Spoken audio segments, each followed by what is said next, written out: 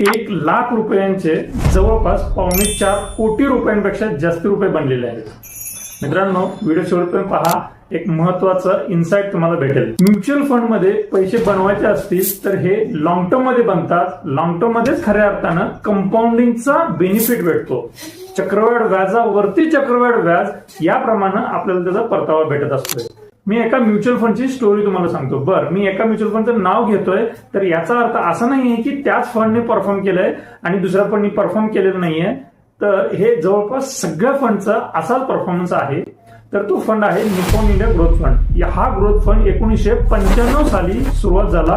त्यावेळेस साधारण 1,00,000 रुपये जर गुंतवले असते तर आज त्याची किंमत 4.25 कोटी रुपयांपेक्षा जास्त रुपये बनले असते। 1,00,000 आणि 4.25 कोटी रुपये, केवढा मोठा हा परतावा आहे। हा साधारण 22% जास्तीचा वार्षिक दरवाढ याला आपण म्हणू शकतो, ज्याला CAGR म्हणतात। एवढ्या मोठ्या प्रमाणात पैसे बनलेले आहेत। खऱ्या अर्थानं श्रीमंत व्हायचं असेल तर हा लॉंग टर्मचा विचार केला पाहिजे। लॉंग टर्मच्या दृष्टीनं आपण कृती केली पाहिजे। पैसा बनवायचा असेल तर एवढं मात्र नक्कीच तुम्हाला करावं लागेल।